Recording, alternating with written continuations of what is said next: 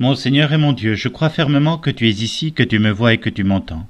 Je t'adore avec profonde révérence. Je te demande le pardon de mes péchés et la grâce de faire avec profit ce moment de prière. Ma Mère Immaculée, Saint Joseph, mon Père et Seigneur, mon ange gardien, intercédez pour moi. Cela fait 2 jours que nous avons repris dans la liturgie le temps dit ordinaire. Ordinaire, non pas parce que nous n'avons plus rien à faire, non pas parce que l'intensité du temps pascal est laissée de côté. Bien au contraire, le temps ordinaire, c'est l'occasion de mettre en place, en œuvre, tout ce que le carême et le temps pascal nous ont donné de vivre. Comme si nous sortions d'une grande retraite que toute l'Église a vécue, avec ses grandes étapes de la Semaine Sainte, de l'Ascension et de la Pentecôte, que nous avons certainement bien vécues. Et c'est dans ce temps ordinaire que nous devons œuvrer à mettre en place toutes les inspirations reçues. L'une d'entre elles m'a été donnée par un prêtre qui racontait une histoire qui résonne étrangement avec l'évangile de ce jour. Il s'agissait d'un homme qui était toujours mécontent avec lui-même. Il voulait toujours quelque chose de plus, quelque chose de plus parfait, de mieux réussi. Il était toujours mécontent avec lui. Son épouse, un peu fatiguée de cet état d'esprit constant, qui d'ailleurs lui amenait bien des tristesses personnelles, lui dit un jour « Va voir telle personne et demande-lui conseil ». Elle avait eu un bon conseil. Elle l'avait orienté vers un homme sage. Et cet homme sage le voit venir, il lui pose 2 ou 3 questions, il comprend à qui il a affaire. Alors il lui dit « Je voudrais bien t'aider, mais je ne vais pas y arriver par moi-même. Et d'ailleurs, je n'ai pas tout mon esprit pour moi aujourd'hui. J'aurais besoin de quelqu'un qui m'aide. Est-ce que tu accepterais de m'aider pour une broutille qui me paraît quand même très difficile ?» Et le monsieur interloqué lui répondit « d'accord, je vais la faire. » C'est tout simple. Tu vois cet anneau que je porte à mon petit doigt? Je voudrais le vendre. Parce que j'ai besoin d'argent, mais il faut que je sache combien je peux le vendre.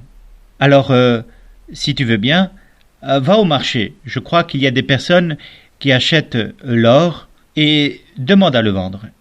Mais, je te demande que tu ne le vendes pas moins d'1 pièce d'or. Voilà l'homme qui, tout dévoué, partit lui rendre ce service et essaya de vendre le petit anneau dans le marché voisin. Il fit un étal, puis un 2e, puis un 3e. À chaque fois, les marchands le rembarraient en lui disant « Non, on ne te donnera pas 1 pièce d'or.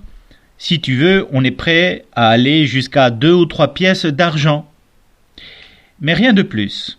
Et voilà l'ami dépité qui revient vers l'homme sage et lui dit « je peux te le vendre, mais seulement à 2 ou 3 pièces d'argent. » L'homme sage, qui n'était pas à un tour près, lui dit alors « Reprends-le, mais maintenant je t'invite à voir telle personne dont on m'a donné l'adresse et qui est, paraît-il, un grand spécialiste de joaillerie et d'anneaux. Et peut-être que lui te donnera une autre idée du prix de cet anneau. » Alors voilà le monsieur, encore serviable, qui partit voir l'orfèvre pour estimer ce petit anneau que l'homme sage lui avait donné. L'orfèvre analyse l'anneau et lui donne une estimation, toute surprenante. Quand il revint voir l'homme sage, celui-ci le demanda l'estimation de l'homme spécialisé, et il dit « Mais il ne m'a pas proposé 1 pièce d'or, il m'en a proposé 10 000 pièces d'or, pour cet anneau qui n'a pas de prix, parce que il a des siècles d'histoire et il est issu d'un atelier d'orfèvrerie extrêmement réputé. » L'homme sage profita de cette expérience pour lui donner la leçon qu'il cherchait à lui faire comprendre.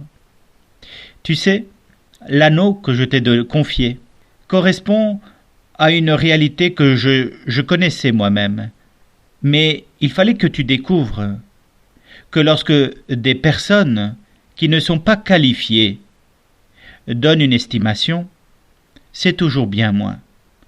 Par contre, lorsque ce sont des personnes qui savent apprécier le véritable travail, l'estimation est toujours plus grande. Confie-toi, pour apprécier ce que tu fais, aux personnes pertinentes. Et ce bon conseil lui servit pour accepter de travailler en se réjouissant. Mais entendez bien que cette leçon correspond et résonne différemment avec l'évangile de ce jour. Parce que Jésus, aujourd'hui, tu nous dis que nous sommes la lumière du monde, que nous sommes le sel de la terre, que même quand nous ne le voyons pas, même quand nous ne le croyons pas, Dieu, qui est certainement qualifié pour savoir qui nous sommes, Dieu dit que nous sommes la lumière du monde. Est-ce que tu crois, toi, que tu es lumière pour tout ce qui t'entoure? Tu le crois vraiment? Alors pourquoi tu ne rayonnes pas? La lumière dont Jésus nous parle n'est pas une réalité seulement physique. Il paraît qu'effectivement, nous resplendissons d'un peu de lumière physique, sinon nous serions des trous noirs. Et toi comme moi, nous savons que nous ne sommes pas des trous noirs, nous n'aspirons pas toute la lumière qui nous entoure. Bien au contraire, nous reflétons une partie de celle-ci. Mais la dimension physique ne comprend pas le thème que Jésus donne. Nous sommes la lumière du monde. Et la lumière n'est pas faite pour rester sous le boisseau, mais pour être mise sur le chandelier. Le chandelier, en hébreu, se dit menorah. Et pour ceux qui connaissent des amis juifs, eh bien ils savent ce qu'est une menorah. C'est un chandelier un peu particulier que l'on allume la veille du Shabbat. Lorsqu'il est à la maison, la menorah a souvent 9 lumières. Mais la menorah originelle, c'est le chandelier qui se trouve dans le temple de Jérusalem, qui se trouvait dans le temple de Jérusalem. Et elle avait 7 flammes. Quand on demandait aux Juifs pourquoi il y avait une menorah allumée à l'intérieur du temple où personne ne rentrait jamais, on peut répondre bêtement en disant « c'est pour éclairer Dieu ». Mais non, c'était bien le contraire. C'était pour rappeler à tout le peuple de Jérusalem qui était autour du temple que lorsqu'ils regardaient les fenêtres allumées du temple, ils pouvaient être sûrs que la présence de Dieu était là.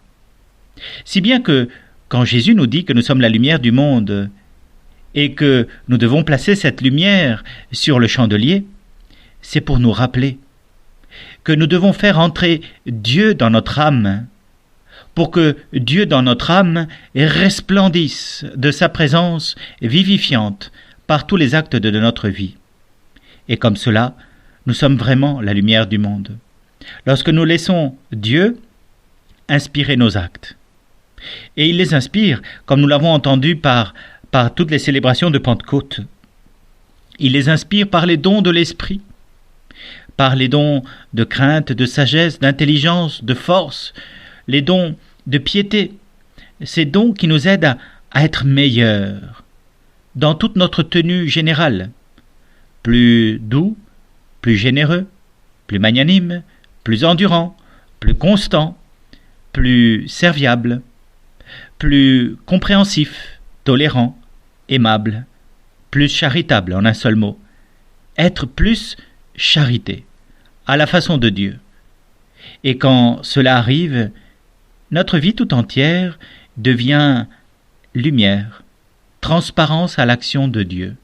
Parce que le don de la vie, cette semence de vie, elle est participation à l'être de Dieu. Elle est déjà lumière. Nous avons le cadeau de la vie. Mais il nous revient que cette vie se déploie, brille en quelque sorte. Et nous savons très bien, comme nous avons des lampes, que si l'ampoule, que si le chandelier ne sont pas propres, ça brille moins. Eh bien à nous de faire en sorte que notre âme, que nos agissements, que notre être tout entier brille davantage. Je te remercie, mon Dieu, de tous les actes d'amour, de toutes les inspirations que tu m'as données pendant ce temps de prière. Ma Mère Immaculée, Saint Joseph, mon Père et Seigneur, mon ange gardien, intercédez pour moi.